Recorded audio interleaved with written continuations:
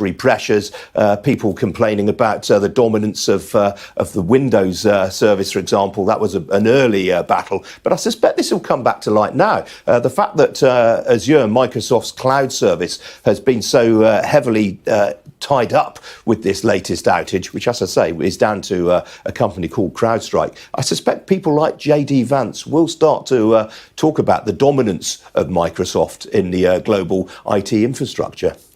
It'll be interesting to see what that kind of reaction is politically as well when we get more information. Let me just reiterate what I was telling you a short while ago. Sky sources say that it's understood that this global outage is not thought to have been caused by a nefarious cyber attack. Tom Clark is back here with me, and everyone will be desperately trying to get to the bottom of what has caused this outage, which has such far-reaching consequences. Yeah, as far as we know so far, this is a fault affecting Microsoft systems, people running Windows 10. There were problems overnight with Azure, which is Microsoft's big cloud computing provider for businesses. But from what I understand in the US, that's resolved. It then was a problem affecting people running Microsoft Windows 10 and other bits of Microsoft software on their computers. As far as we understand, and again, we haven't had this confirmed yet, but there is a company called CrowdStrike which provides cybersecurity solutions to protect your networks. They provide services for people running Microsoft Windows, and they did put out a tech alert overnight to engineers who have to look after those systems, saying they're aware of reports of crashes related to the Falcon sensor. This is a piece of software that is designed to thwart cyber attacks, someone trying to make malicious entry to your systems. While updating that software, they say that symptoms include hosts experiencing bug check blue screen error related to Falcon tensor, and they're saying that engineering teams are actively working on it. We haven't had a formal statement from CrowdStrike, and we're still waiting to hear from Microsoft as well to hear what they have to say about it. But where you have a situation where you have a dominant provider like Microsoft, and don't forget they are the most valuable company in the world at the moment, they are highly dominant in the cloud computing business software space, it's going to have colossal impacts. According to DownDetect, which is an organisation that monitors system outages, it is a global phenomenon. Banks, businesses, payment systems, as you were saying, airline check-ins, news organisations like our own around the world. And as you were just hearing, now GP surgeries are obviously operating similar systems are being impacted as well. And I imagine that gives you the booking service for them, doesn't it? Yeah, there you go. And as we go through the day, I'm sure we'll be hearing more and more of these impacts. And another reminder of just how dependent we are on technology. Yes, and how easily disrupted these things can be when things go wrong. And they are incredibly complicated. There are very skilled engineers that manage them. You know, the fact we don't have these outages more often is perhaps surprising. But remember, customers rely on these companies. It's reliability is the biggest thing that they're paying for. So it does raise big questions about that. These things aren't unheard of. I don't know if you remember back in 2020, Microsoft's cloud system went down while they were installing their own software patch, which obviously had an error in it, took the whole system offline, they recovered. I think it was in 2021, Facebook, WhatsApp, all of Meta's systems were down for at least 24 hours, again, because they were installing a software patch, an update to the system that was flawed and took everything offline, raising big questions internally about, guys, can't you test these things first? Is there a way of doing that?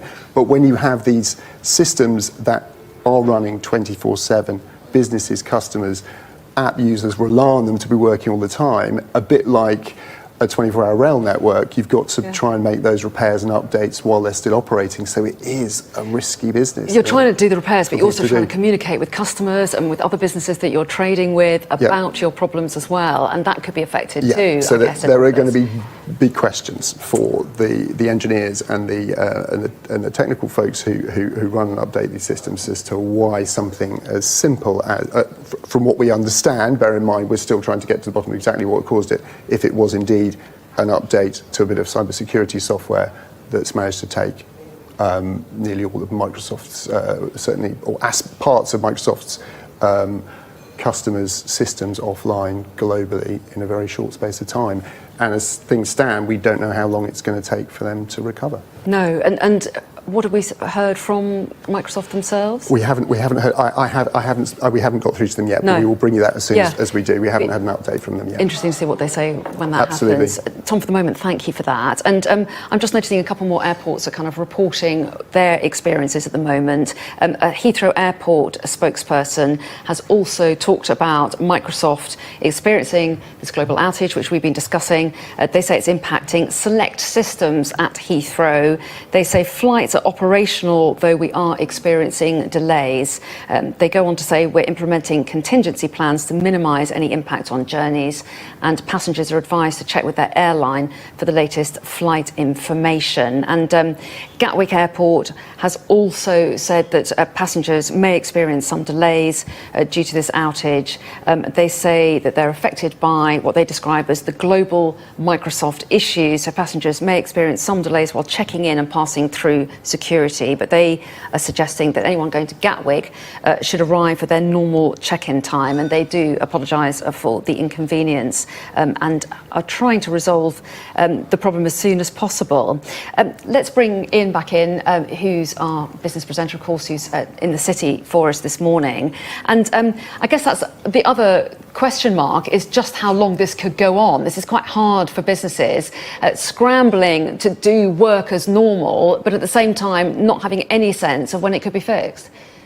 Absolutely right, Anna. I mean, I think people might take some comfort from the fact that Microsoft has got its Azure cloud-based service up and running again after what appears to have been a relatively short outage for that particular service. And of course, that will be critical to an awful lot of businesses around the world. What we don't really know is the extent to which CrowdStrike's software, as Tom was saying there, it's called Falcon Sensor. We don't know the extent to which that is interlocked with other IT providers around the world. It's certainly very, very closely associated with Microsoft. And as I was saying to you earlier on, Anna, ironically, CrowdStrike has been quite critical of Microsoft over recent months in terms of some of the resilience of its systems. The pair have been working together on a new service called Defender, which is made available by Microsoft. But you can't really stress the significance of CrowdStrike in this endpoint protection, as it's known in the industry. It has roughly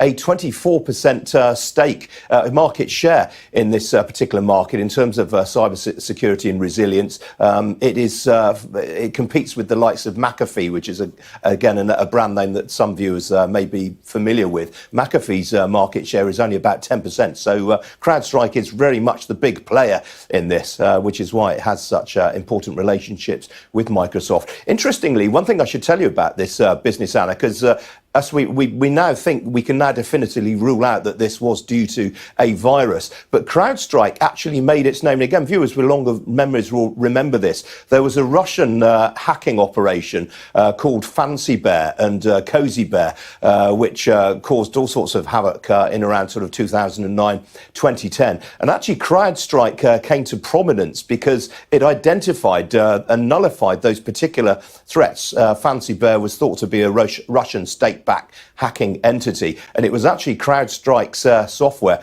that kept that at bay. And it was one key selling point about when it came to market in 2011. The business was valued at around $11 billion at the time of its flotation. As I said earlier on to you, Anna, it's now worth some $83 billion. I suspect it'll be worth a lot less than that when Wall Street opens later on today. But that was really how the business made its name. It is a very, very key part of IT infrastructure around the world. It's made great play in recent years of its expertise in AI and how it uses artificial intelligence to detect incoming attacks on the software systems of clients. But as you were saying, we don't think this is necessarily a virus. This appears to be a systems upgrade.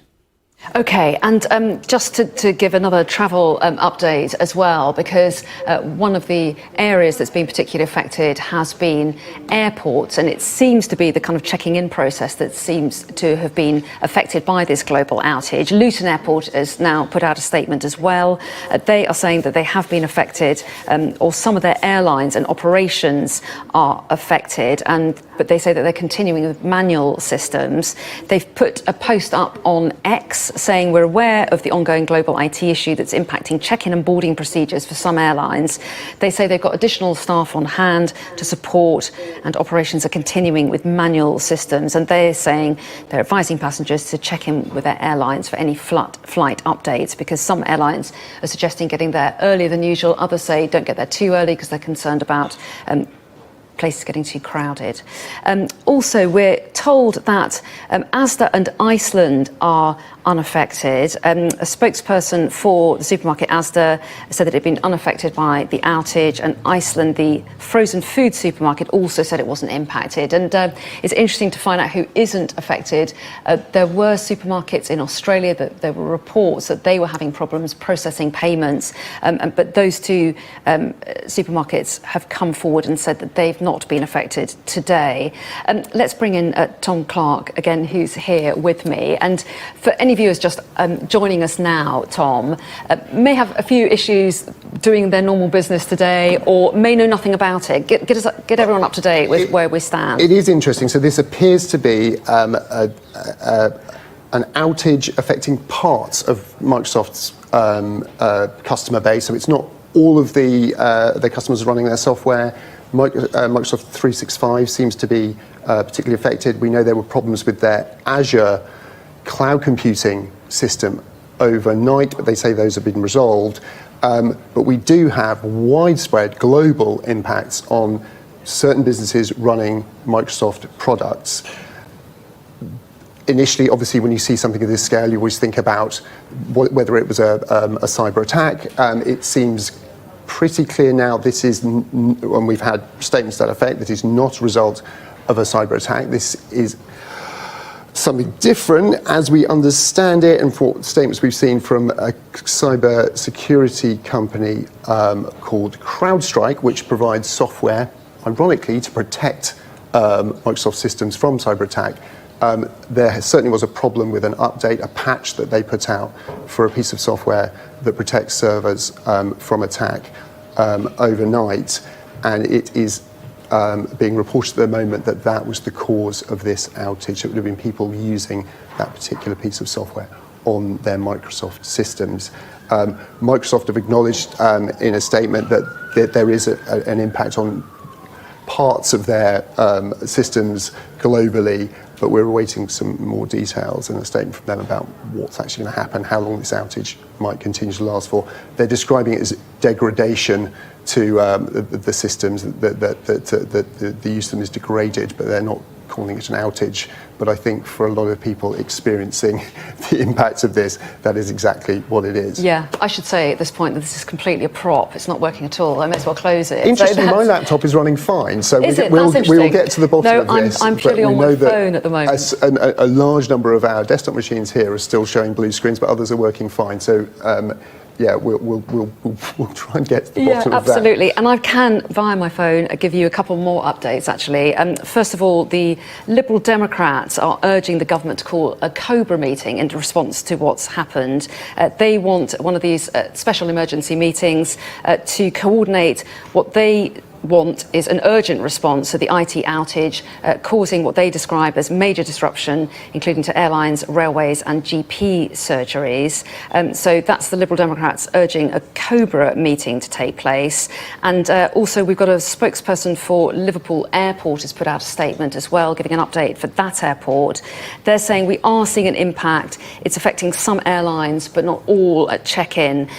What they're doing is reverting to manual systems. Similarly, we heard that from Gatwick Airport as well, manual check-ins rather than computerised. So they're saying people are still checking in at Liverpool Airport. They're just saying it's just a little bit slower and planes have still been getting away. So their advice for passengers is to still come to the airport, but check with your airline first, they say. And they're also saying we ask for a bit of patience as well as the problem is resolved. They have gone on to give a little bit more detail. They say that a single Dublin to Liverpool flight has been delayed due to an issue in Ireland. So that's the latest from Liverpool Airport. And so, Tom, we're getting lots of updates from airports because obviously a lot of people affected. We were hearing from Simon Calder, the travel editor of The Independent earlier, saying that this is the busiest day of the year to travel by air. It's the beginning of the summer holidays for many people, and so airports would be particularly busy anyway, typically. But it isn't just airlines and airports that are affected. There are some trains, but there are lots of other businesses as well. It appears to be, if you're running Microsoft Windows, and we're still trying to figure out which, Windows 10 seems to be being named as one of the systems affected. Whether it extends beyond that, we're still trying to figure out. But it's the leading sort of business software in the world. It's why Microsoft is the most valuable company in the world. If you've got that many people using it and your systems go down, it is going to have widespread but also extremely varied impacts. It's being reported, for example, in Alaska, the 911 system seems to be affected. That's their emergency services system. Obviously, here in the UK, having had impacts on our 999 system before, I would imagine they built in a lot more resilience into that system with different types of software providers or mirror sites that allow you to keep operating in the case of an outage like this. But if it's I think the airlines is a great example. The sort of software that you run on aircraft for those mission-critical life and death situations is much more secure. Similarly, the sort of stuff that would run in a hospital or a clinic. But when it comes to the front of house stuff, the check-in software, the display screens at a train station, your booking or ticketing system, it's going to have colossal impacts and disruption, even though they might not be life and death type systems. So there's something reassuring about that it's mostly disruption and massive inconvenience, and obviously awful for all the businesses. From what we can see so far, yes. But when it affects banking and online payments as well, cash payments, we understand there's a number of businesses in the UK that can't take payments at the moment. That's the life of your business, very much so. But as we can see right now, those are the sorts of systems affected. You may have already mentioned this, but I believe the Home Office is saying we don't, as far as we know so far, have any disruption to government systems or the IT that we use there or in the NHS. But again, as you get to the periphery, to the providers, to the check-in systems, and perhaps we'll see more glitches emerge as they go through the day, depending on how long it takes to resolve this outage.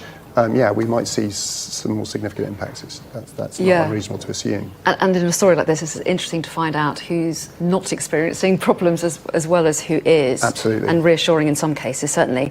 Tom, for the moment, thank you.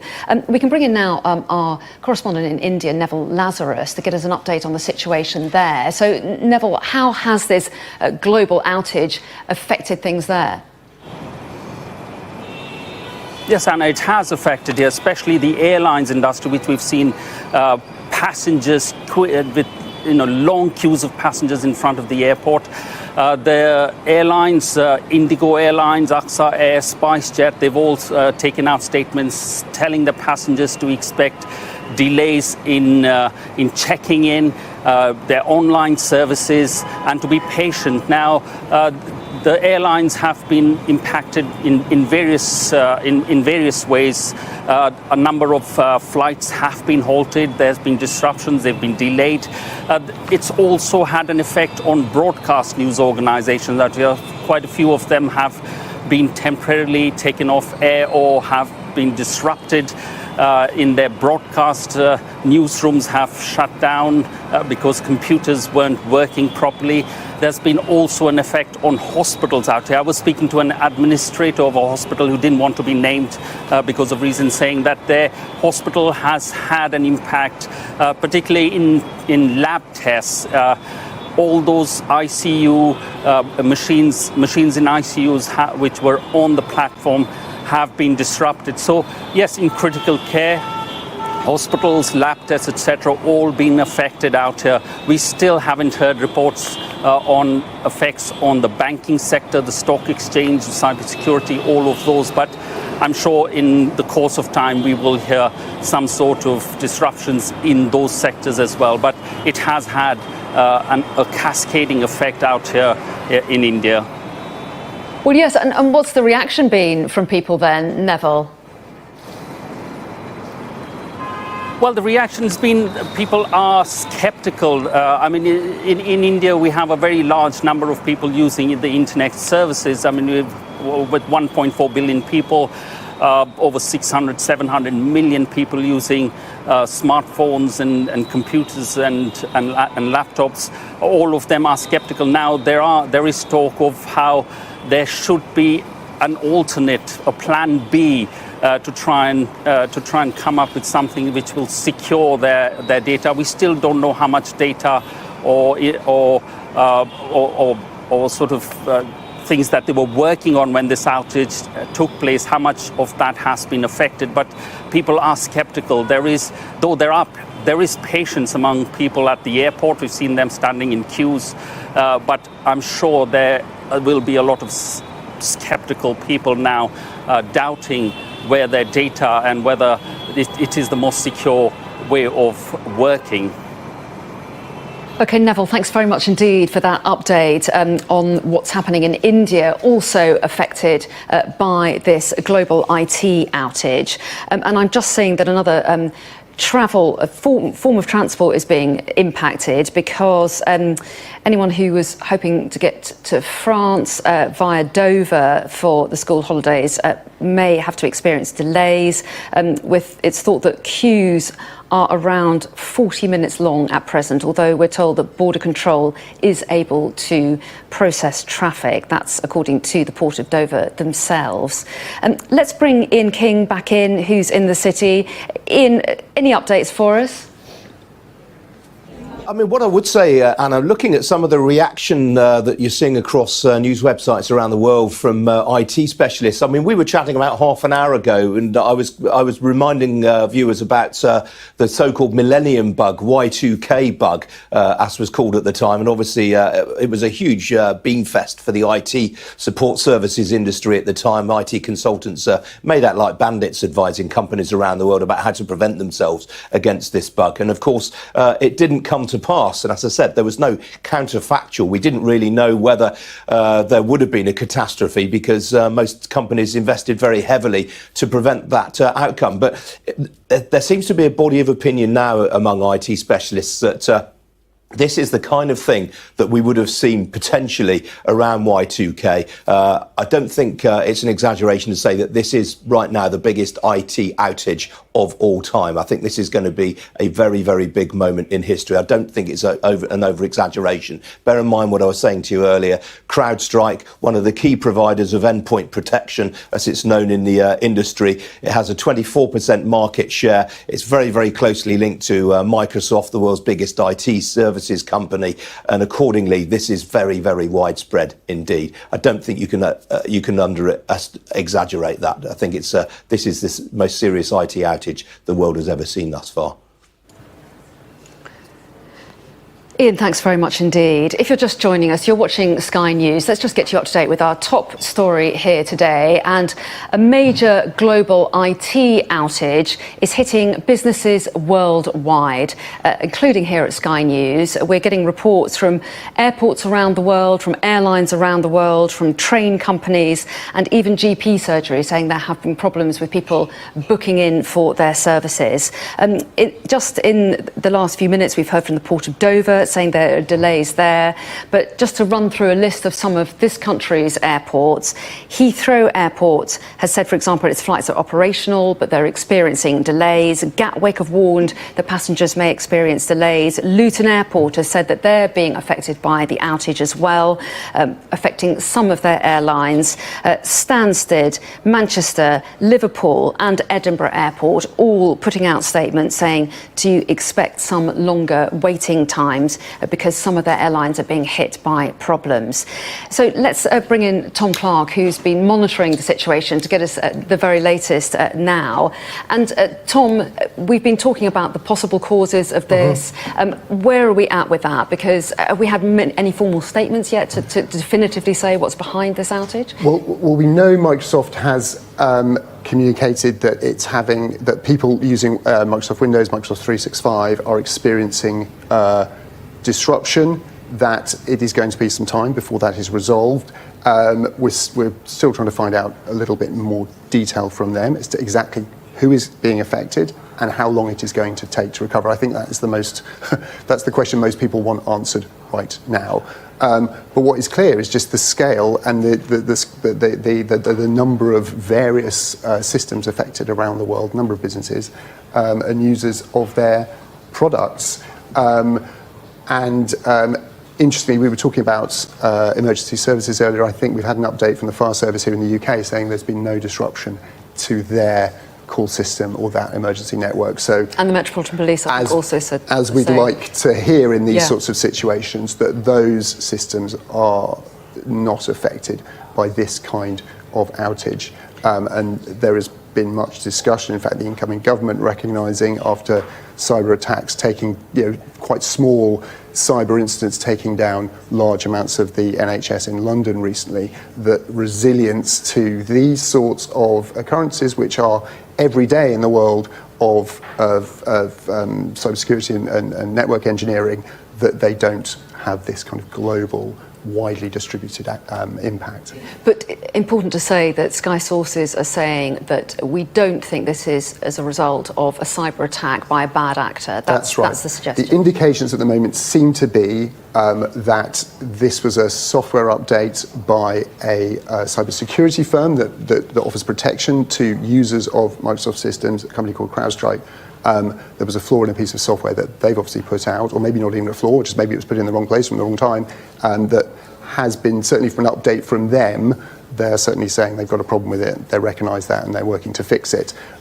Whether it's the sole cause of this entire disruption, we're still trying to establish, but there are indications that this was a bit of routine maintenance, effectively, that has gone badly wrong and impacted the servers behind these systems that we use in our day-to-day lives, in our newsroom here at Sky, airport check-ins, and train companies and all the rest who are being impacted as well. GP surgeries we're talking about. Many others experiencing that blue screen that we all saw at about 20 past 5 or something like that, 5:30 this morning, with lots of computers not working, and then lots of other technology here as well. And I wouldn't want to speculate about how long this is going to take to recover from, but where we've seen these things in the past, so not too long ago, I think it was 2021, 2022, when Meta introduced a software patch and update, they managed to take Facebook, WhatsApp, and other Meta apps offline, and that impact lasted for an entire day, 24 hours. It was a significant major impact that took them a long time to recover, and went down in history as one of the most sort of costly own goals in cyber history, effectively, and it does give us pause and make us think about how we become increasingly dependent on systems, not monopolies, but when you have only maybe 5 big tech companies providing most of the services we all use on a day-to-day basis, when you see the largest of them impacted by something like this, there are significant global impacts. And that is a reason to sit and wonder how, as more and more of our data, more and more of our daily lives are run through single pieces of software architecture, where that leaves us. And it's the experience of many people up and down the country today, but obviously Sky News will look different today because we are experiencing these problems as well, as we were saying, problems with our computer systems. We had some very clever technical people coming in and managed to get us on air, but we are limited in what we can do, and we apologise for that, but we're trying to get more and more services online to bring you the full experience. But we've got Ian King, so we're in good shape. He's in the city for us this morning. So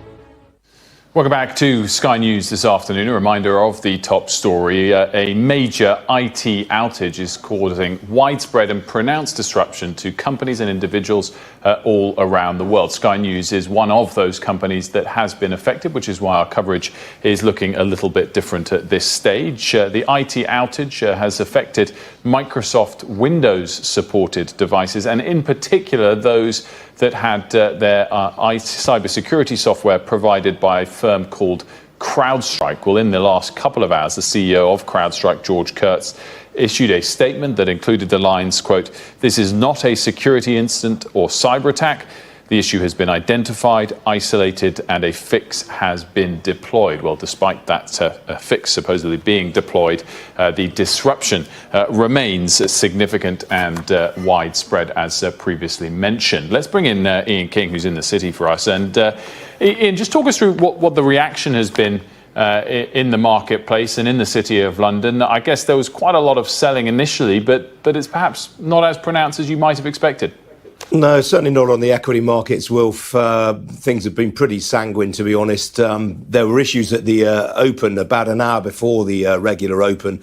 The London Stock Exchange actually said that RNS, its regulatory news service, had been affected by these outages, so it was getting difficult in relaying market-sensitive news and announcements from companies to the market. But trading began as usual at 8 o'clock. FTSE opened 2/3 of 1% lower, and it's clawed back a bit of that as the course of the morning has gone on. All of the main European indices similarly lower right now. The DAX in Germany is the main corporate faller. Among those stocks falling in London, though, the biggest single fall on the FTSE 100 right now is Beazley, which is one of the big Lloyds of London insurance companies. And potentially, I think that reflects the fact that the insurance sector could be facing some pretty large payouts here. I mean, the broader context, Wilf, is that this is going to take an awful long time to clear up. No matter how long it takes, no matter how swiftly it will take CrowdStrike to get this patch out to sort out this particular problem. And it feels as though from some of the statements that Microsoft have been putting out that they're reasonably confident that they can mitigate the damage in fairly short order. This is still going to take an awful long time to untangle. If you take, for example, the number of flights that have already been cancelled today in British airports, all of the main aviation stocks are lower, the likes of International Airlines Group, the owner of British Airways, EasyJet, all of those companies have seen falls in their share prices today. Aviation really does appear to be one of the main sectors. But in the last couple of minutes, I can tell you American and United Airlines are flying again. Ian, forgive me, we're going to interrupt and go now to an interview with the CEO of CrowdStrike with our colleagues on the Today programme on NBC. And that update had a software bug in it and caused an issue with the Microsoft operating system. And we identified this very quickly and remediated the issue. And as systems come back online, as they're rebooted, they're coming up and they're working. And now we are working with each and every customer to make sure that we can bring them back online. But that was the extent of the issue in terms of a bug that was related to our update. Mr. Kurtz, it's Savannah here in Milwaukee. I mean, you're in the cybersecurity business, and I certainly don't even pretend to understand this, but according to your statement, it was a single content update that has managed to shut down air travel, credit card payment systems, banks, broadcast, street lights, 911, emergency around the globe. Why is there not some kind of redundancy or some sort of backup? How is it that one single software bug can have such a profound and immediate impact? Well, when you look at the complexity of cybersecurity, you're always trying to stay one step ahead of the adversaries. Excuse me. Man, just 1 second, please. Oh yeah, take a drink of water. Yeah, sorry. I'm sure it's been a long night. It's been a long night. We're always trying to stay one step ahead of the adversaries.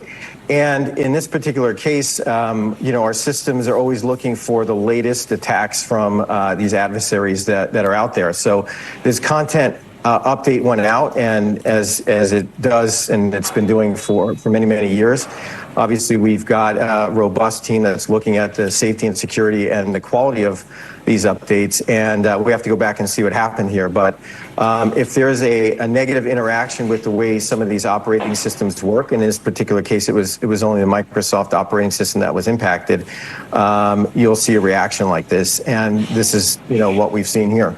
Yeah, I think a lot of people woke up and wondered if something nefarious was afoot, if this was some kind of a cyber attack.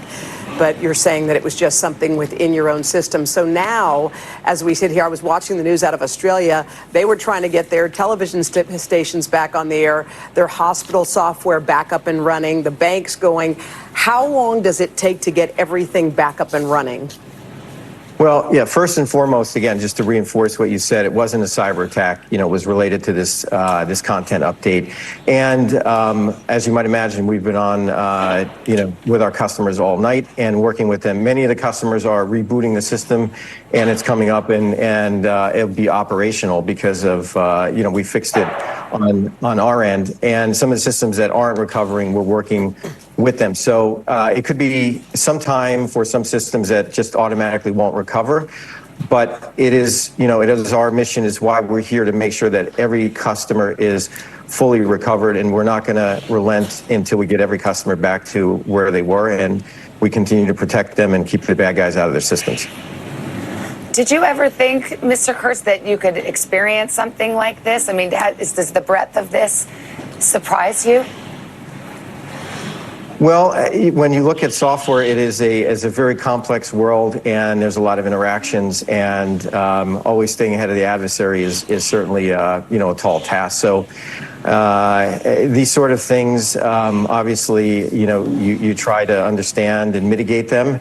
And in some cases, you have a weird interaction, and it didn't seem like it happened on every Windows system. There's different versions and flavors and patch levels, if you will, and we're just trying to sort out where that negative interaction was. And again, that's what we're focused on, getting customers back up and running.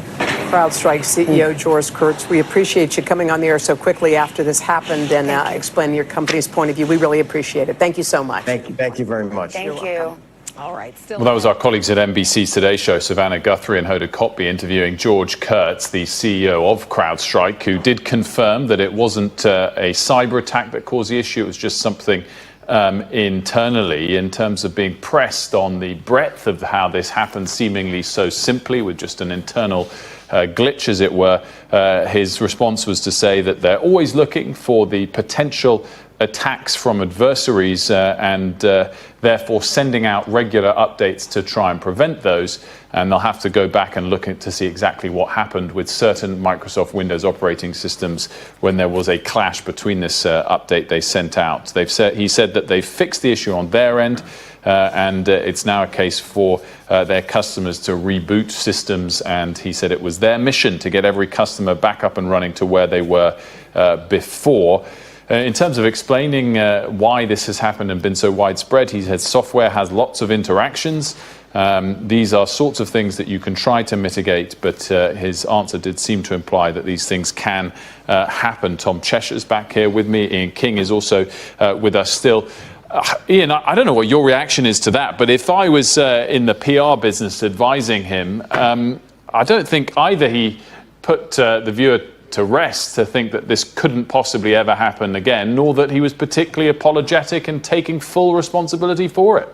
No, absolutely right, Wilf. That was the word that was missing from that. There was no sign of any apology whatsoever. I suspect he's probably had lawyers hovering in the background telling him not to apologise. He did say we're sorry, I guess, when we did miss the top of the interview. But certainly it was extended, what we watched, and if if many people in that position would have wanted to reiterate that message repeatedly. Yeah, absolutely. I mean, that's what a good CEO will do. As I say, the lawyers have probably urged him to keep the apologies to a minimum, given that you potentially leave yourself wide open. I thought that was a very, very good question put to him, which was why did this happen when it did? And it's something that I've picked up over the course of the morning, Will, from a lot of people. Why do so many software upgrades seem to take place? I mean, all of those of us who have devices from the likes of Apple, there are so many regular software updates that are pushed through. And one wonders at times whether these software companies just do it for the sake of it and whether, in fact, it's absolutely essential. Now, no doubt he would argue a business like CrowdStrike, as he did in that interview where he said, well, we constantly have to be on our toes and alert to the changing nature of the sort of threats that our clients face. That was his answer to that. But I wonder whether that's something that will come up again and again, and why in particular you would do a software upgrade like this on a working day. Why not leave it until the weekend when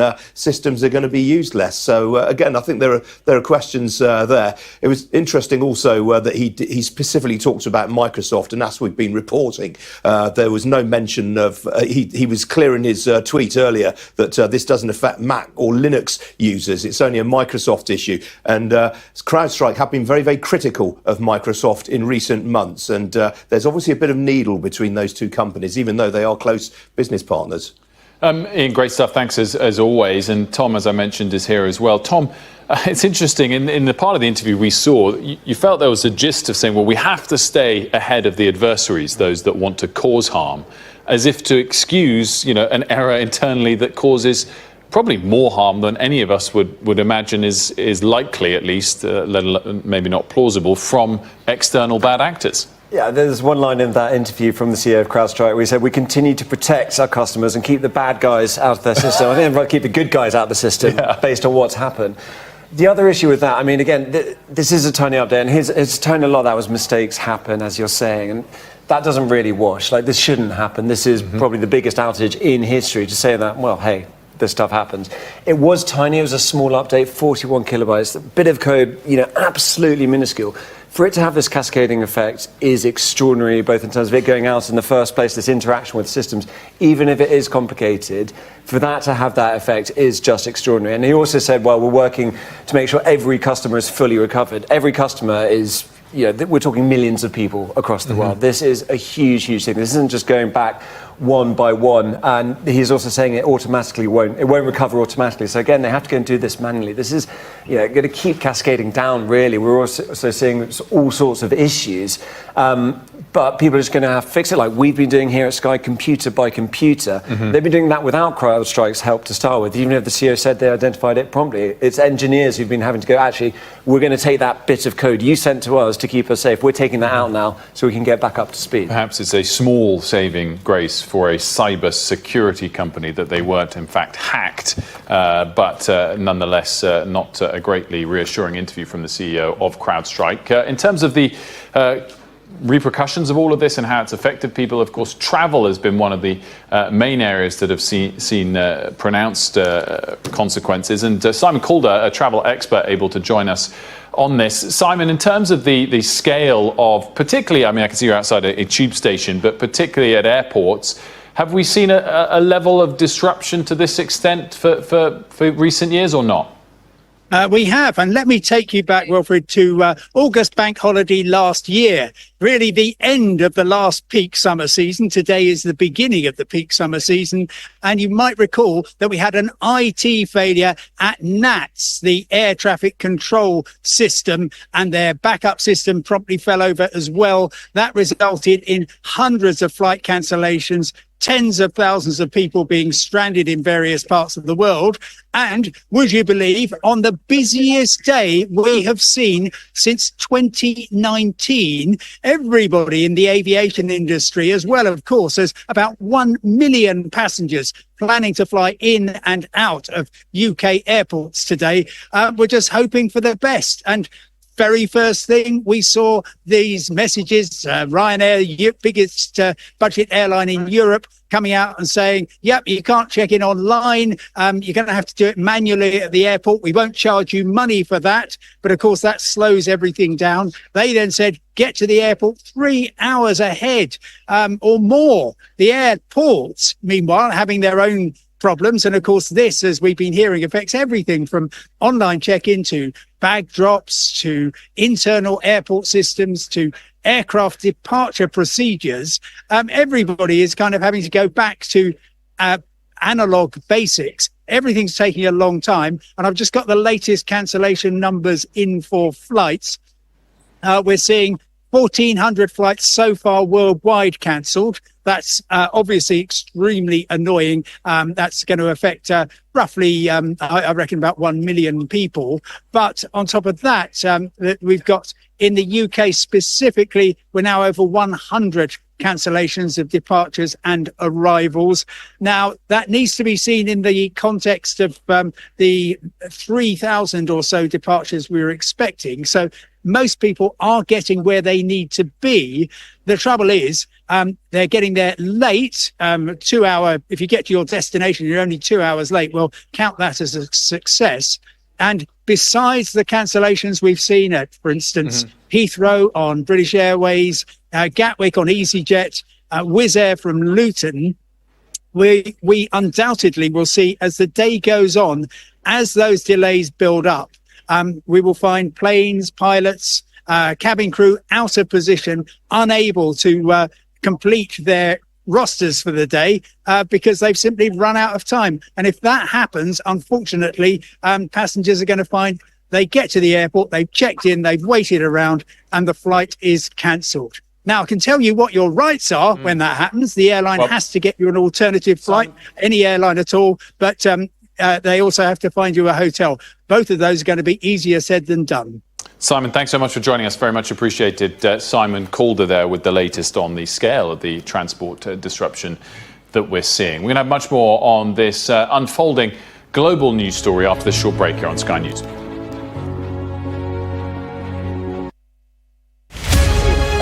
Inside just to see if we can have a chat with some passengers who are clearly feeling the impact of this chaos here today, albeit organised chaos. It's worth noting just before we go inside that when you last came to us about 20 minutes ago, this was the security queue. It was stretching for hundreds of metres down in that direction.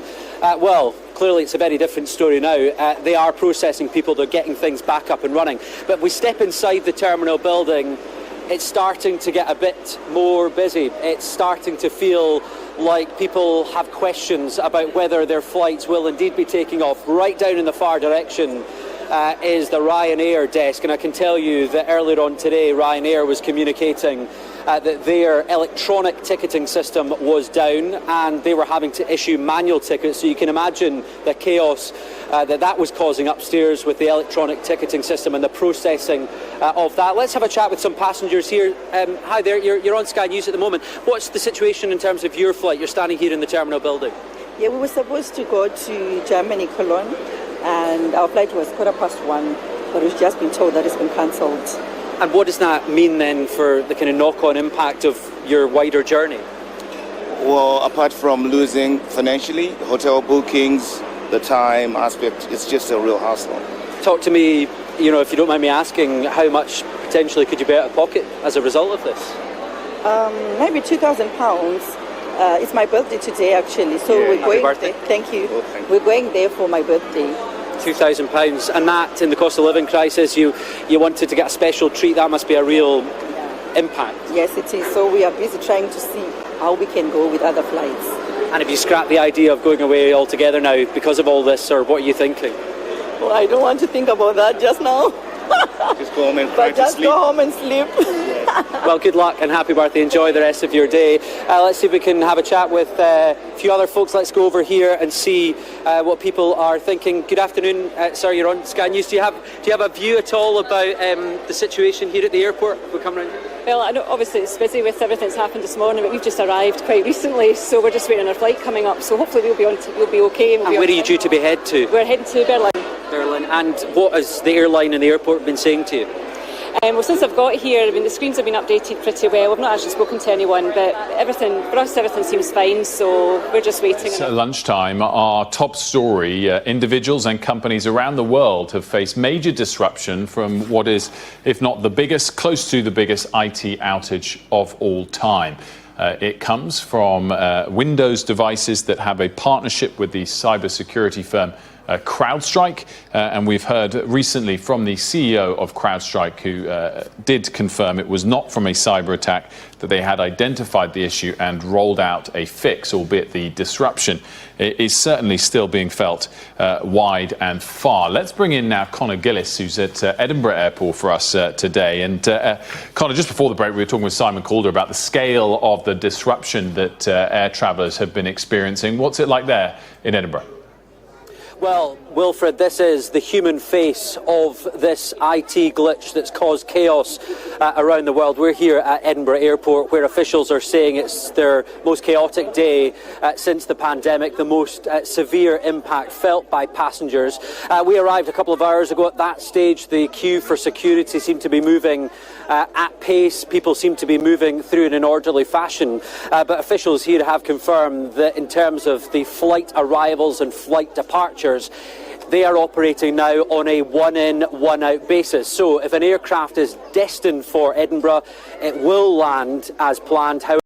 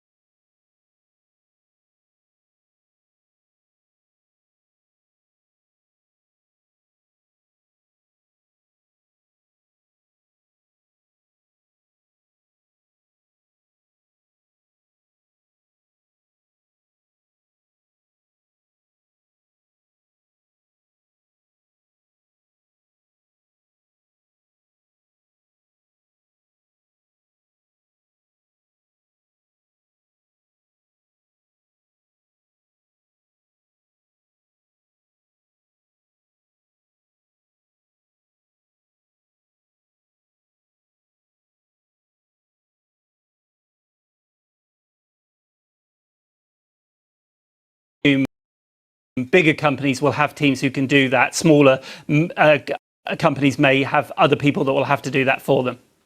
Yes, there will be some companies that have their IT outsourced, which will be a really difficult situation for them. And they're probably, I don't know, a medium-sized business with, I don't know, dozens of endpoints. And they will be very busy, of course, because those third-party IT administrators will have lots of customers who've got the exact same problem at the exact same time. This is a real kind of series of unfortunate events. Joe, thank you very much. The breaking news is that CrowdStrike have confirmed that it was an update that they have rolled out that has caused this global IT outage. They say they have rolled out a fix to it. Stay with us here on BBC News. Let's get a check on the weather. Hello there. The heat and the sunshine will last another day for many parts, but already change is afoot. Today might well be the hottest day of the year so far, but there's rain not too far away already coming into the western side of Scotland. And the reason for all this heat is because we've been dragging in this heat and humidity from the south. The jet stream has been buckled to the west of us, but now it's starting to gather and it will push those weather fronts across our shores through tonight and tomorrow. So at the moment, that southerly wind is still with us. The remnants of yesterday's weather front stuck across parts of Scotland and Northern Ireland has given some early morning drizzle and fog. But it's lifting, it's breaking, it's much drier and brighter on the whole. But this rain will come into the Western Isles through the day. Could be an isolated shower further east across England and Wales. But essentially, it's a dry picture for most of the UK. More sunshine for parts of North East Scotland and Northern Ireland compared with yesterday. So pleasant 22, but we might get into the high 20s and possibly 31 in the south and the east, which means a warm and a humid feeling day, some refreshing sea breezes around the coast, but the sunshine's just as strong, and an oppressive night as well, really high humidity for sleeping. But by the time we get through the night, the rain's already taking shape, gradually pushing across Northern Ireland, northern and western Scotland, and approaching the western fringes of England and Wales. And that process continues through the day on Saturday. The devil's in the detail, but it does look as if there'll be some intense bursts of rain, thunderstorms as well mixed in with this, and it could also destabilise the atmosphere a little bit further eastwards, provide us with some showers and thunderstorms here too. But for many central and eastern areas, still a lot of heat and humidity and a lot of dry weather tomorrow. Further west, though, not great news. There could be some localised flooding. And that then progresses eastwards, that rain, through Saturday night into Sunday. So we may still wake up with some of that thundery rain around across eastern Scotland, southern and eastern parts of England. But on the whole, once that clears, it's looking like a drier window of weather. It's just how quickly that clears away. And temperatures will have dipped as well. Behind that weather system, the humidity lowers. So a more comfortable night for sleeping Sunday into Monday. But you may have noticed the next low pressure starting to move in off the Atlantic to bring more rain for a time on Monday. A mixed bag going into next week, but for more details, as ever, you can head to the website.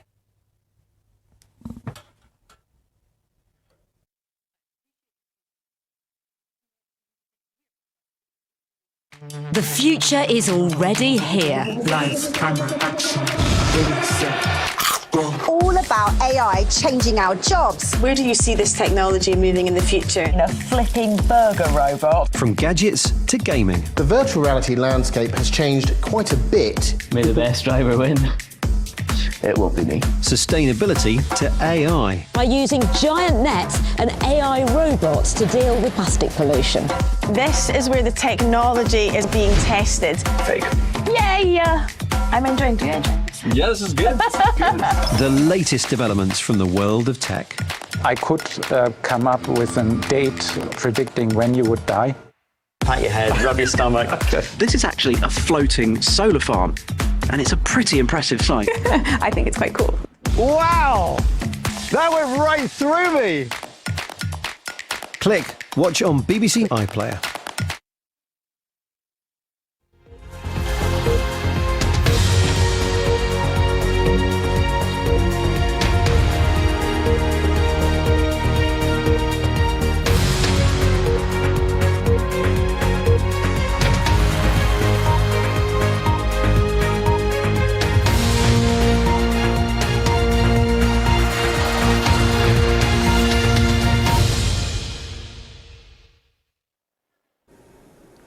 Live from London, this is BBC News. A major IT outage cripples industries worldwide, grounding flights and shutting down banking and retail systems. A faulty global update by global security firm CrowdStrike appears to be the cause of the problem. They've just said a fix is in place. It does not appear to be a security incident or a hack, but experts say that fixing the problems could take some time.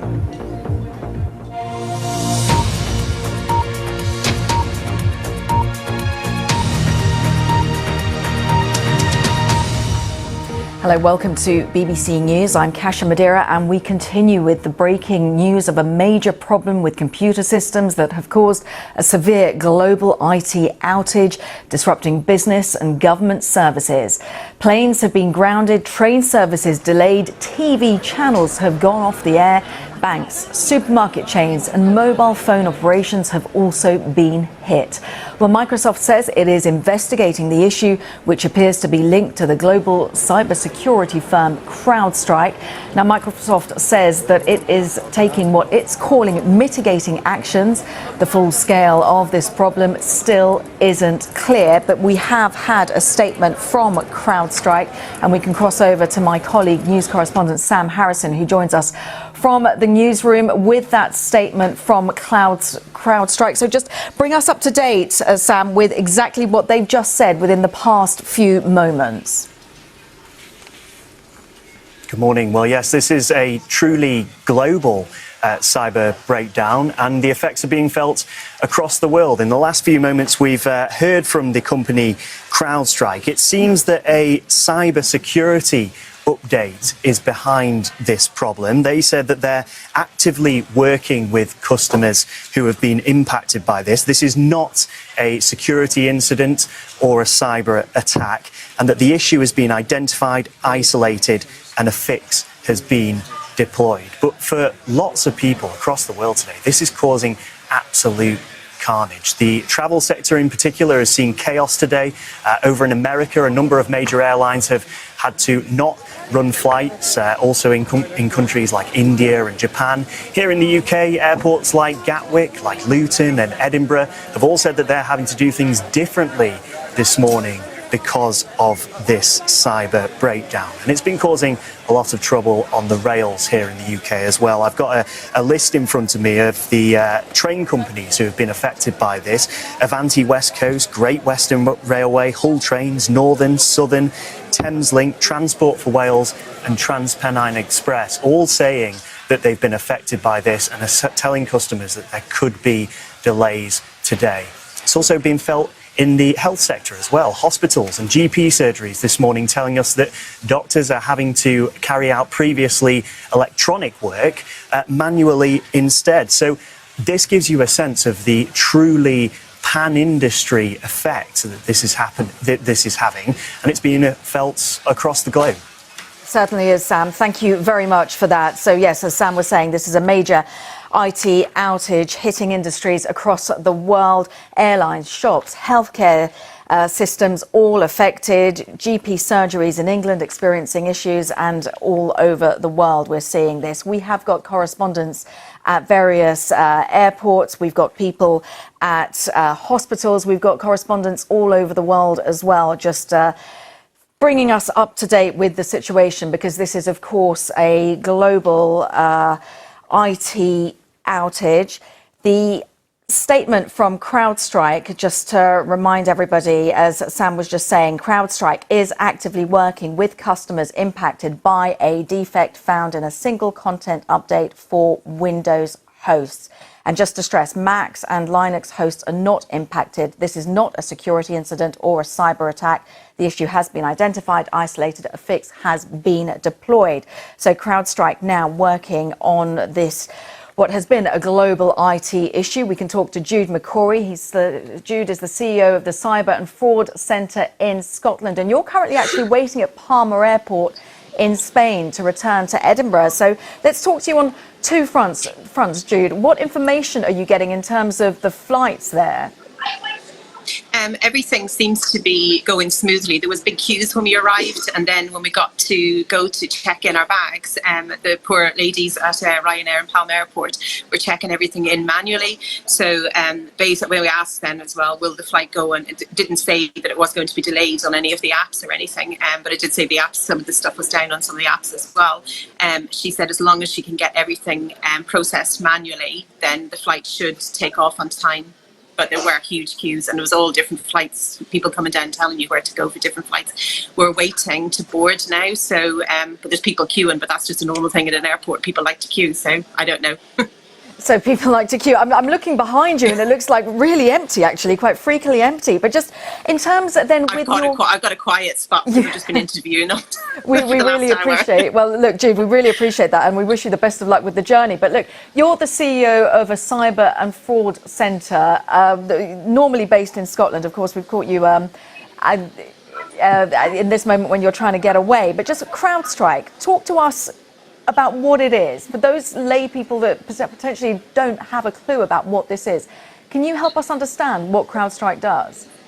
So CrowdStrike are a cybersecurity company that organisations buy their product to help secure them against cyber attacks. So sorry, yeah. Yeah, carry on. No, carry on. So what it seems to be, and we're trying to get that message out to everybody in Scotland as well, is this is not a cyber attack, that it is an IT glitch, an IT update. It seems to be affected the Falcon product within the CrowdStrike software family, and it seems to be a compatibility issue with Microsoft. That's great that I just heard the update as well, that there's been a release from CrowdStrike, and our statements now from. Oh, Jude, I think we're just losing you. I'm just going to check if you can. Yeah. Can you hear me? Sorry, some calls are coming in. Don't worry. Absolutely understand that, and we really appreciate your patience and your time. Bearing in mind you're waiting for a flight. No, that's fine. It's great that CrowdStrike. It's great that they have issued a statement now to say that they are working on a fix, and that customers will just have to hold fire now for that fix. And hopefully by the time people come back into the Monday to Friday 9-to-5 jobs, that everything will be up and running. But that's not going to help people at airports, hospitals, trains, buses, whatever you need to get over the weekends. But just be patient. It isn't a cyber attack, and it's not Armageddon type solution. We will get this fixed. Yeah, and they're saying, to your point, they have issued that statement. They're saying that Mac and Linux hosts are not impacted, and I guess that's why not impacted. An awful lot of stuff has gone down, but not absolutely everything. No, and it would be just their customers, so not everybody would buy CrowdStrike. But when we talk about just their customers, it's a global situation here. How many customers? We've seen the complete range of different customers. Yeah, and which isn't very good when there's hackers looking at all this as well. Well, exactly that. So obviously the CrowdStrike statement has said that this is not a hack, it's not a security incident, it's not a cyber attack, Jude, but in a way it makes it quite worrying that this is a product update. Yeah, and we always say this to people, it doesn't matter what you do around cybersecurity, it doesn't matter really how much you invest in products, it doesn't matter who you buy from or what, it basically is, there is always human error really at the back of something that can cause glitches like this. Who knows, you know, we will probably find out in the next weeks or months to come as to what happened, and we'll be on to the next glitch at that stage as well. On to the next glitch. Well, listen, just give us an update of the flight. Are people still, what's happening where you are in the airport? I'll not get my daughter, who's actually holding the phone very impatiently. So the queue's going down, so hopefully we're boarding. Well, listen, thank you so much. Currently waiting at Palma Airport in Spain to return back to Edinburgh. Jude McCrory, really good to talk to you on both fronts. We wish you and your daughter a successful journey back. Fingers crossed it won't take too long. But yeah, thank you very much for your expertise on both of those aspects. Jude McCrory, their CEO of the Cyber and Fraud Centre in Scotland. And just to add, CrowdStrike saying that this global IT issue was caused by a defect in a content update. It is not a security incident or a cyber attack. So we can cross over back to Nick Marsh, our correspondent in Singapore. Nick, who you have been on this from the very beginning, obviously with the time difference there. You were impacted a lot earlier than the UK and now arguably the US. Just bring us up to date with what your assessment is of this statement from CrowdStrike, because until now we weren't sure exactly what happened. Yeah, we actually thought we'd probably be in for the long haul with this. The longer time went on without finding a fix. Now they say they've identified this issue and they are fixing it. So it kind of seems like, well, like the end of the beginning of this issue, if that makes sense. Hopefully, for the sake of the many millions of people affected all around the world, on pretty much every continent, this will get resolved reasonably quickly. But if you speak to people who know a lot about these things, the consensus seems to be that you're going to have to do some kind of manual reboot. So even if there is a patch applied to this corrupted software, it's a sort of hands-on keyboard situation where you have to get on each individual endpoint, so basically computer, and restart it, which, okay, if you're in a small shop or something like that, okay, that's fair enough. You can do that pretty quickly. But if you're a massive organization or you've got 500 check-in terminals at an airport, that's going to take a considerable amount of time. But we do, at the moment, seem to be moving in the right direction. So moving in the right direction, and when CrowdStrike in their statement, when they said that Mac and Linux hosts are not impacted, we're talking about just obviously Microsoft products, but we've seen that how many different areas, parts of our lives are dictated by that, are supported by that. Yeah, exactly. Shows you how reliant we are basically on a form of technology. And when that doesn't work, and ironically, the source of the problem was actually supposed to protect systems from attacks, because it is a software which is anti cyber attack. When that doesn't work, because it's right at the heart of the system, everything seems to go down. And so many countries, so many organizations, banks, airports, financial systems, supermarkets, hospitals, emergency services, you name it, you name the place, you name the system, they seem to be using it. And if that goes down, it has all these kinds of widespread effects.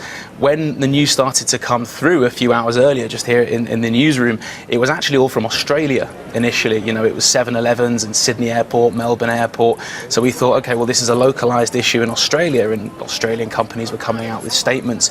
But then slowly slowly but surely, as the world started to wake up and get on with its day, you started to hear reports from here in Singapore. Changi Airport affected. The Straits Times newspaper website went down for a while. And then as you guys started to wake up in the UK and in Europe, then you were getting more and more reports as people started to switch their computers on, and this blue screen of death that we keep talking about started popping up in practically every city around the world. So it shows you how really interconnected and reliant we are on these systems.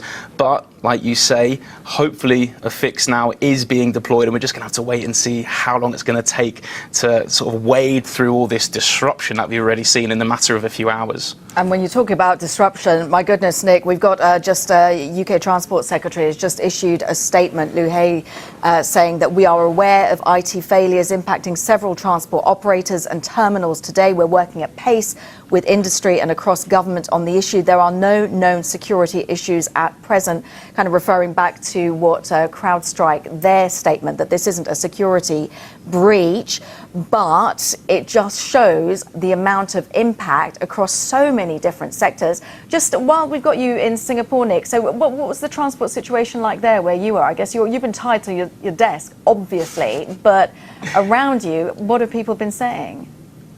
Okay, so right here in our newsroom, Kasia, touch wood, everything has been pretty calm.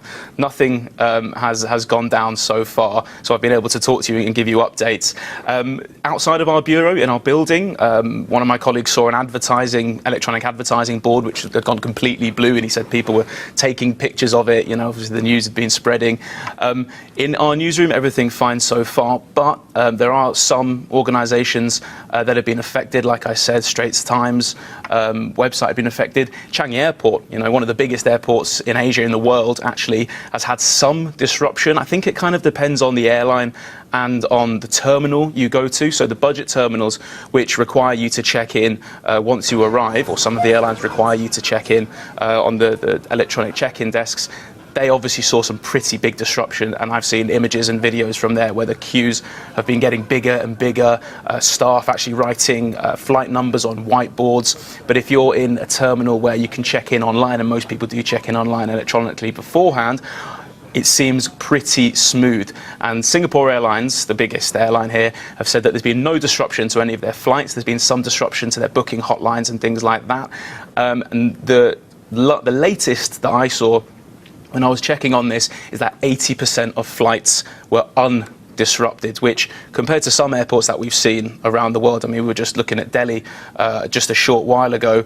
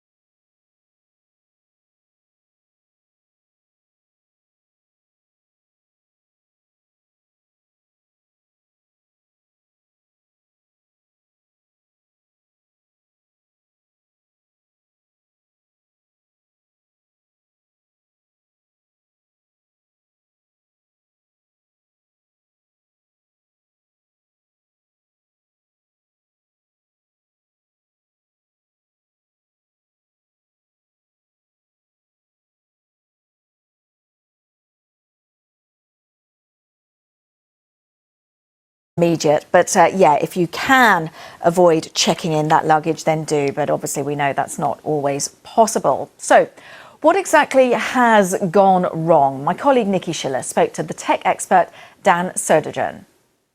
I'd like to say it's likely to not be malicious. I mean, don't quote me on that, but I think the idea that it's a cyber attack, I mean, it might be a very, very well planned one, and maybe people knew that would cause a huge amount of disruption if they did it now. But actually, I think it's more likely to be a human being and more likely to be a team of people that were trying to rush an update before they went on holiday, ironically enough.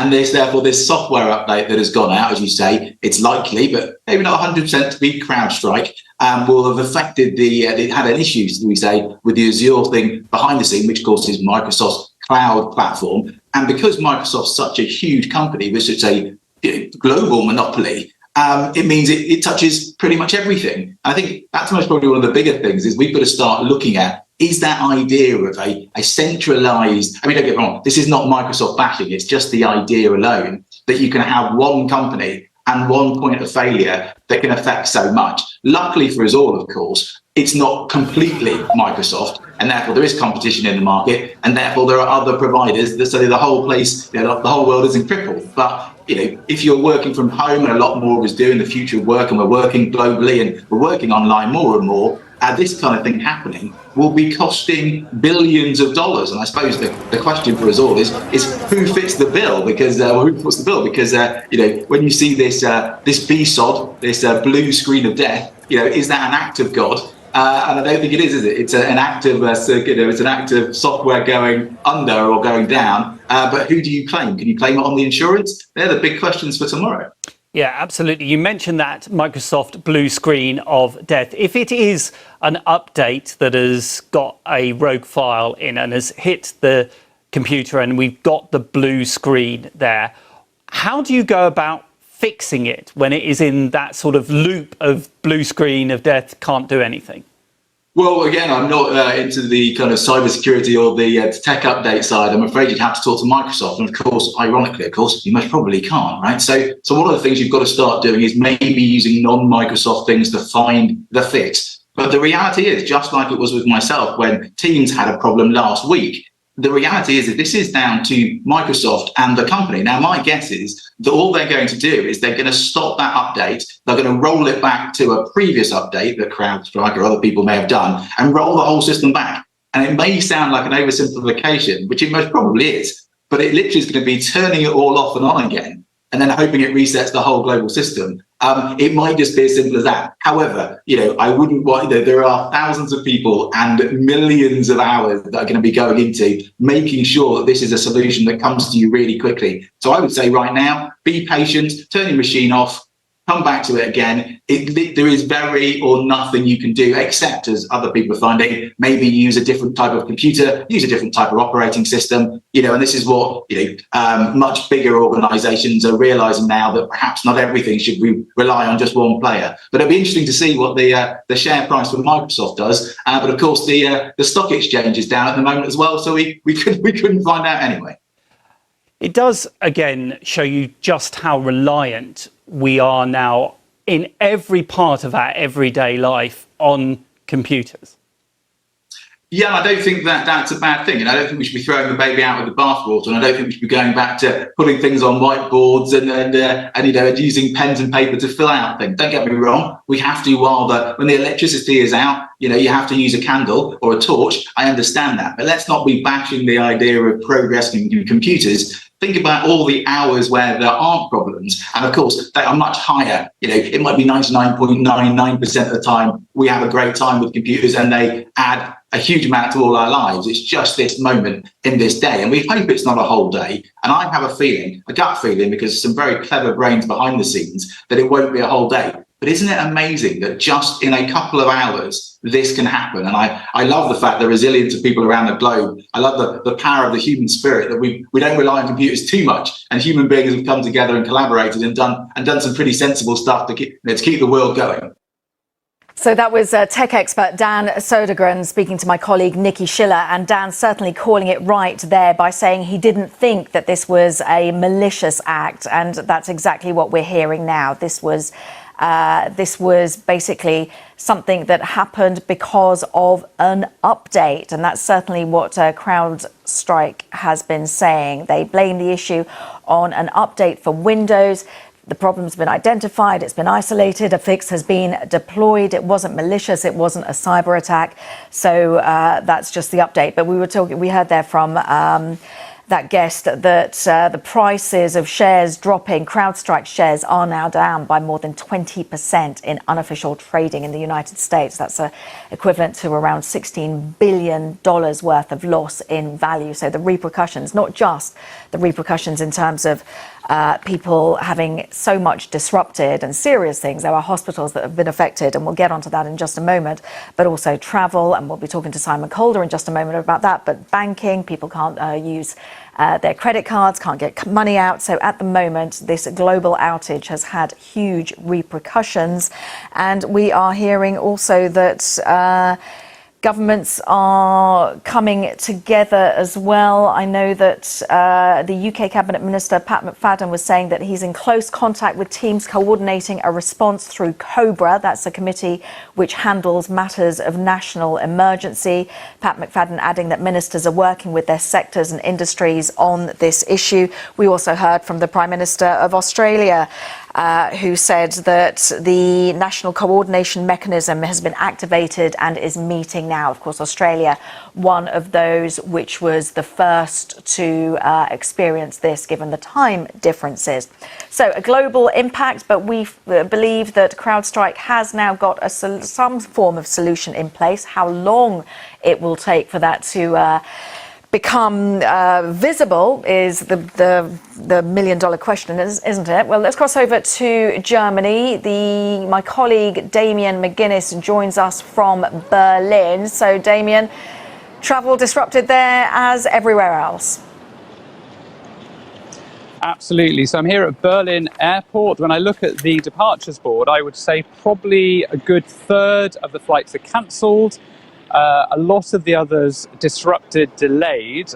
It's a calm scene, but it's very, very crowded. And crucially for Berliners, the problem here is that school holidays have just started this week. So even at the best of times, what you find here at this airport in particular, every school holiday, there are news stories about queues and chaos at the airport. So anyway, this would have been a difficult week for travel. And of course, you add this global IT outage, and it is pretty distressing for people. So inside the terminal, we've had to move out because we couldn't get reception, because everyone's on the phone, everyone's trying to contact airlines, everyone's trying to rearrange their plans. But inside, it's very, very crowded, lots of anxious looking faces. It's not chaotic, it's a calm scene. There are quite a few people with high-vis vests walking around from the airport trying to calm people down and give them information. But a lot of concerned faces, because, you know, a lot of people now are thinking, well, what do we do now? We can't get to our holiday on time. And of course, it's not just the airports in Germany, very much like in Britain. Some hospitals have been affected, other forms of transport have been affected. In northern Germany, quite a number of hospitals have said they've cancelled pre-planned operations. Emergency services still carrying on. But certainly certain regions are being massively affected when it comes to public services and in particular travel. I think airports are the big one, particularly here in Berlin right now. Yeah, they certainly are. When I'm just looking at a statement from John F. Kennedy Airport, just to jump around the globe to give everybody the global scale of what is happening. JFK Airport in New York is actually saying the Port Authority has just issued a statement saying that they are not affected by this ongoing global network outage, but some airlines are experiencing delays or cancellations. So it just goes to show, to your point, Damien, some areas more hit than others. But when you're talking to people there, Damien, are they getting the information that they need? Are they aware of the global impact that this is happening? It's not just them in Berlin, or are people frustrated? That's also understandable. You know what? I think when I've looked at people and talked to people just now, the impression I get is people are just they're in problem solving mode. People are trying to figure out, okay, do they stay at the airport? Do they leave the airport? They're trying to figure out what's going on. Now, everyone is by now completely aware of this a global story, and they're very much aware it's not necessarily the airport's fault or the airline's fault, and everyone's just trying to get information. And so I don't see much sign of frustration, or certainly I've not seen any aggression here, but a lot of concerned faces, as I say, and I think people are just trying to figure out what to do next. But also here in Germany, some airports are working fine. Now, for global audiences, crucially, Frankfurt airport is working absolutely fine, according to the spokesman this morning. So that's good news, because a lot of people from Britain or from other countries will be flying into Frankfurt and out through to other destinations. So that is very good news. Lufthansa, again, what a lot of international travellers would be using, that airline saying they're not really affected. But as I say, Berlin massively affected, other smaller airports in Germany, Cologne, Düsseldorf also affected, Hamburg's been hit.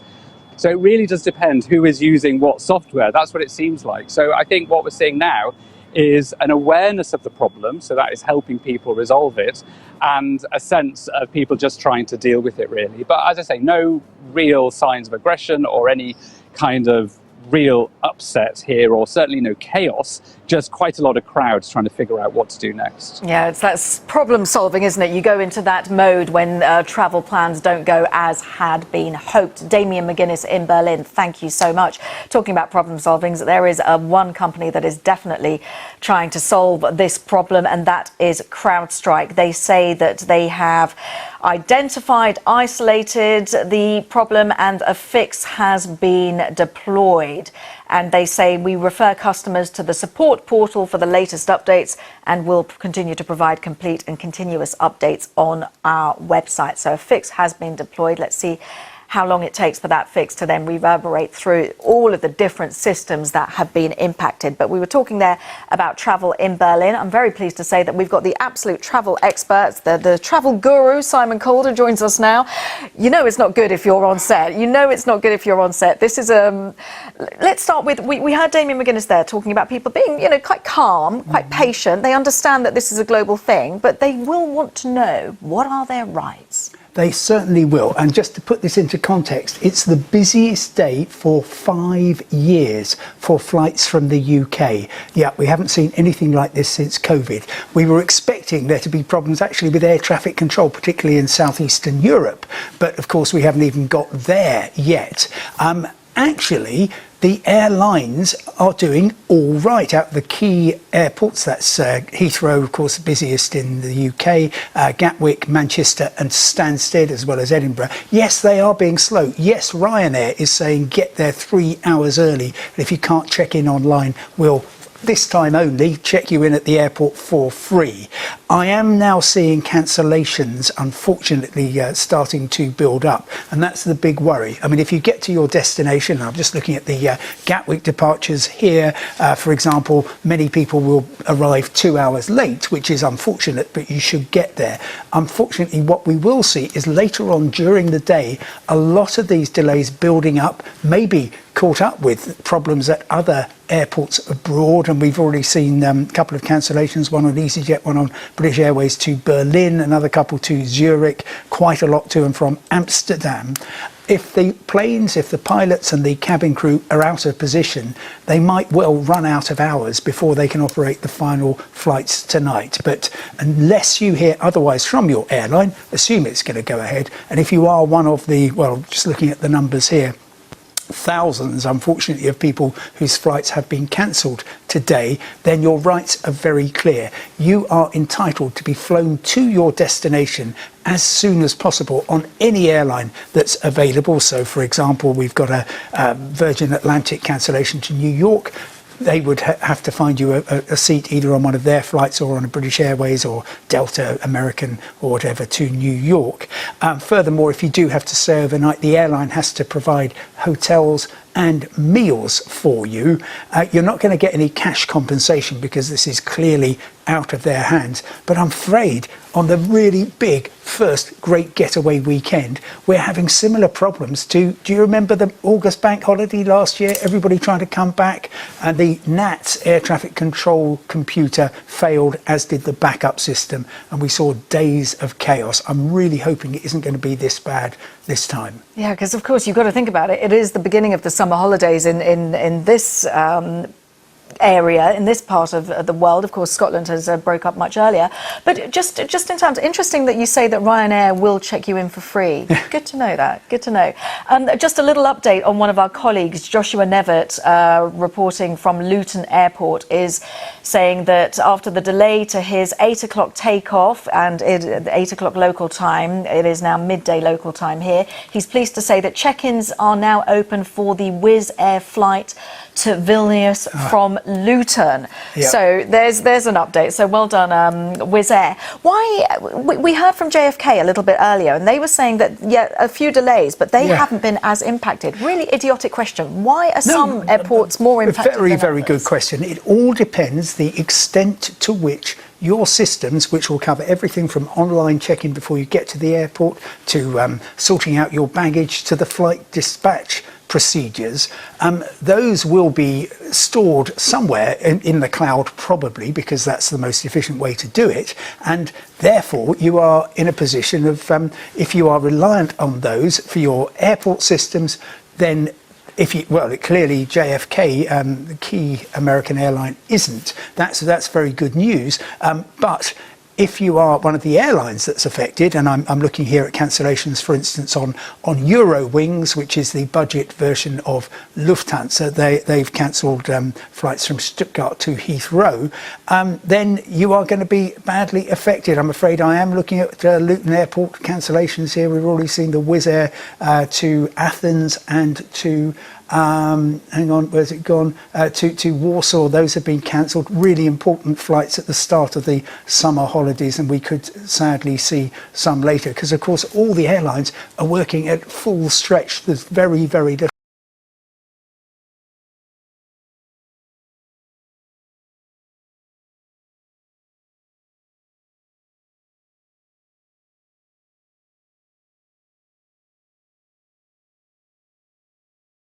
stretch. There's very, very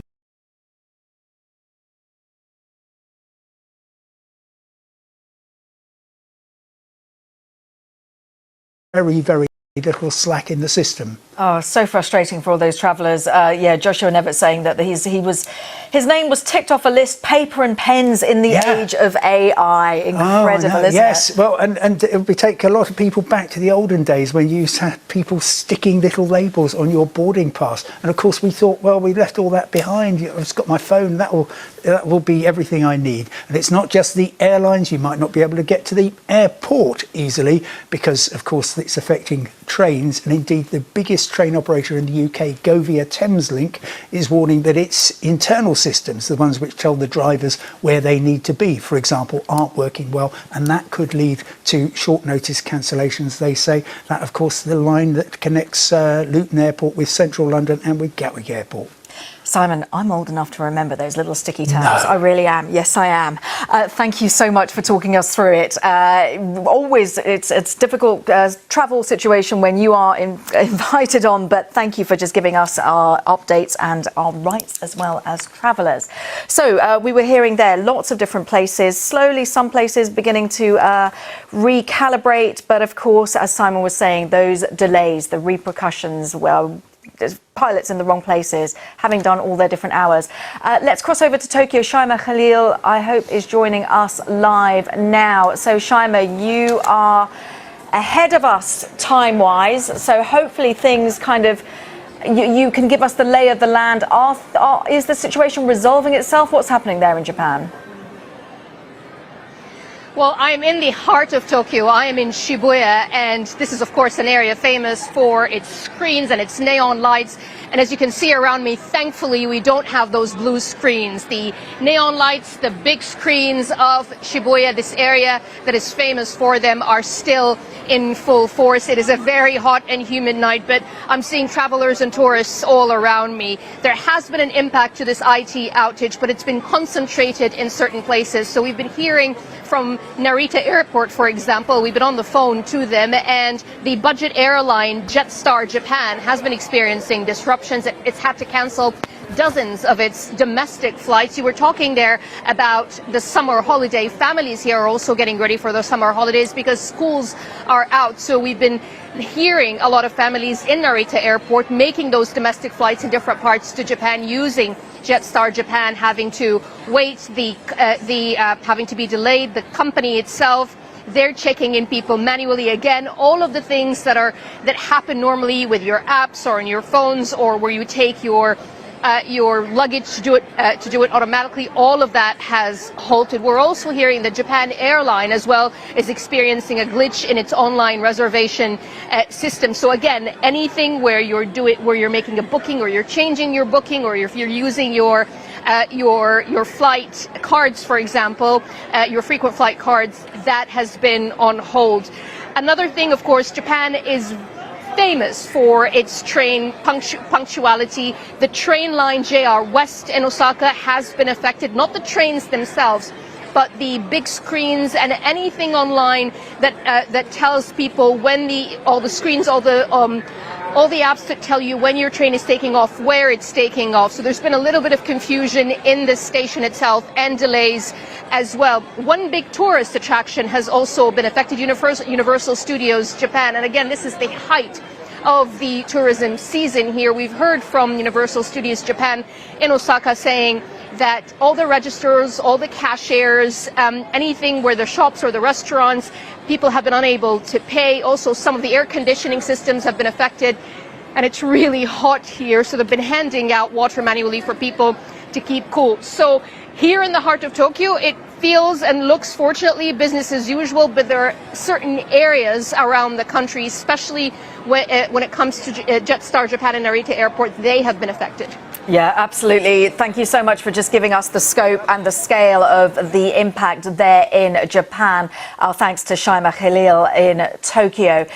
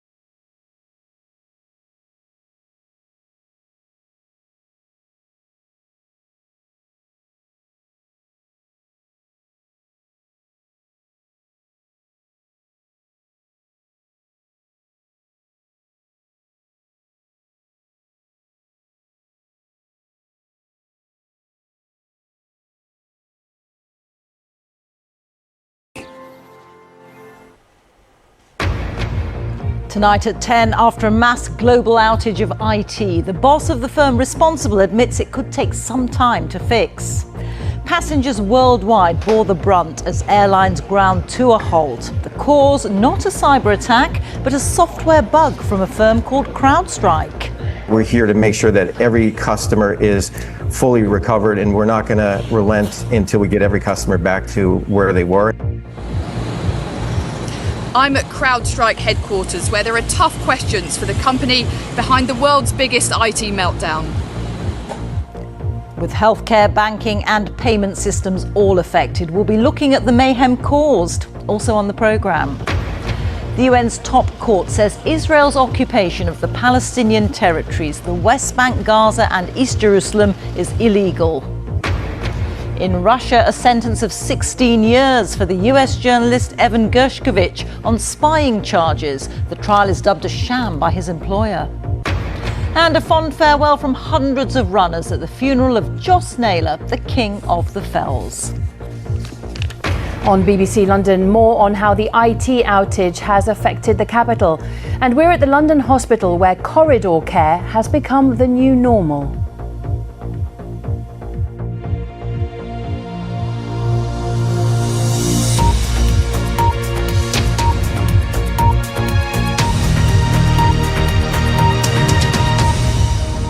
Good evening. After a day of worldwide IT chaos caused by a global outage, the boss of the cybersecurity firm responsible has said it could be some time before all systems are back up and running.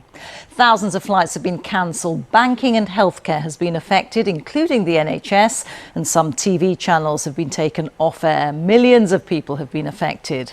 The problems were first reported in Australia before spreading across the world, including here, where there were delays and big queues at airports. The American cybersecurity firm CrowdStrike did finally come forward to admit a defect in a software update it had issued which crashed Windows devices. The company is deploying a fix, but not before widespread mayhem. Tonight we'll be looking at exactly what happened and how it's affected patients, passengers and businesses. Our first report is from our technology editor, Zoe Kleinman.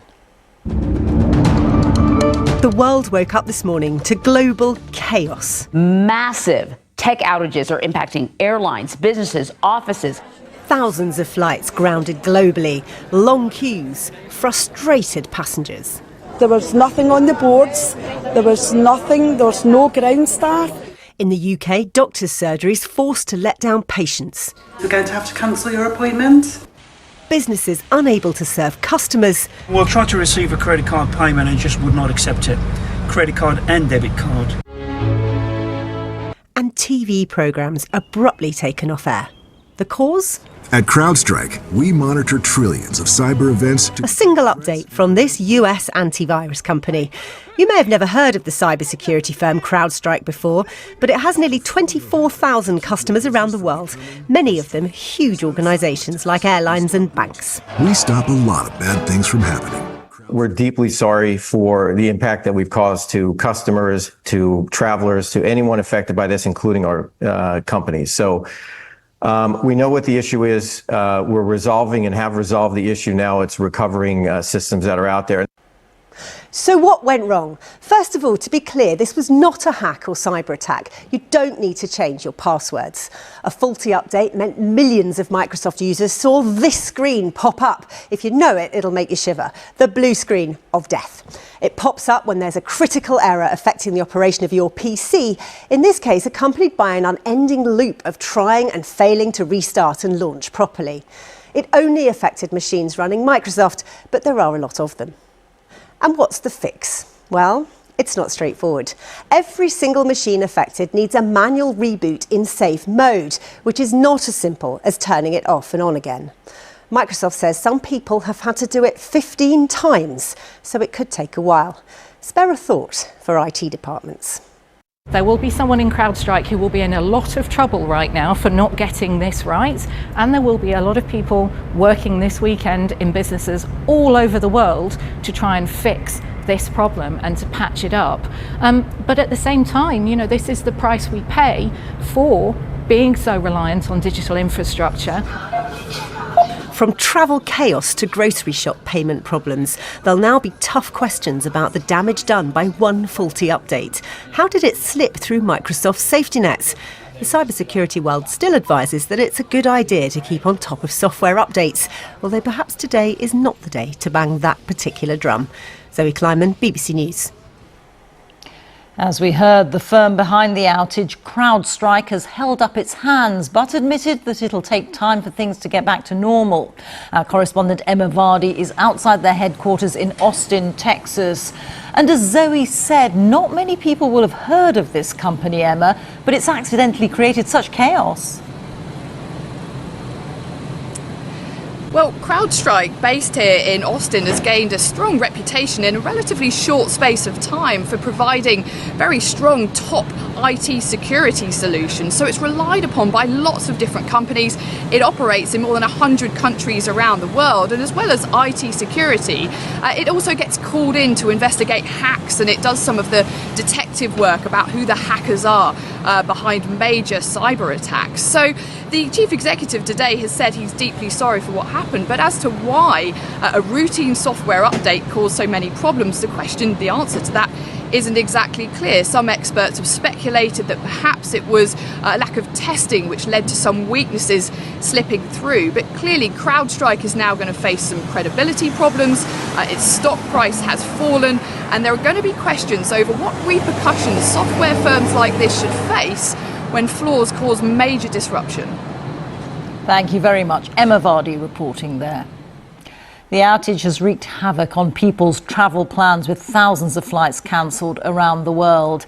At UK airports, there have been huge queues and delays, all on a day which is supposed to be one of the year's busiest. Here's our transport correspondent, Katie Austin. What a start to the summer holidays. At Gatwick Airport, passengers who should have been on planes were forced to wait out delays. So people are tired, they've been handing out water. The boards don't really say anything. So it tells you where to go, but there's no departure. There's no departure, like times of flights. Many airlines found themselves unable to use their normal systems. We've had to revert back to pen and paper basically and manually check each of our customers in. Of course, that takes longer for our customers. So we've seen a good operation, but it's a slower operation, and we expect that operation to continue today. From chaos at Amsterdam to planes stuck on the ground at Newark in the US, cancellations and delays spread around the world. Edinburgh stopped accepting incoming flights. Delayed passengers tried to figure out their options. A little bit stressful. Hopefully it'll be okay now. But the staff at the airport have been great.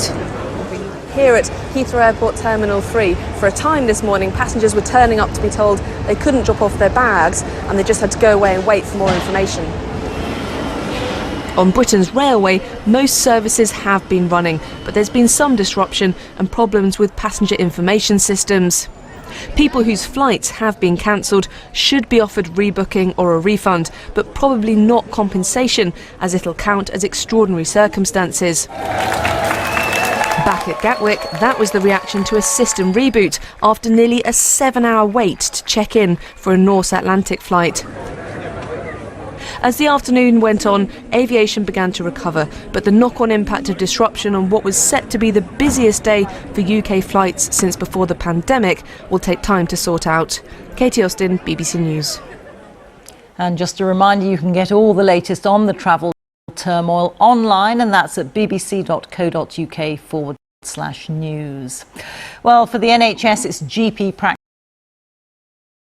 in England and Northern Ireland that have been most affected, with doctors struggling to access their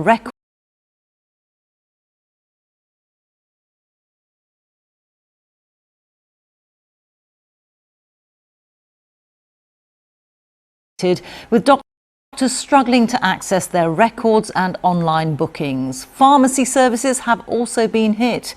Here's our health editor, Hugh Pym. So I am at the minute doing... Life is usually hectic at GP practices, but a lot more so today.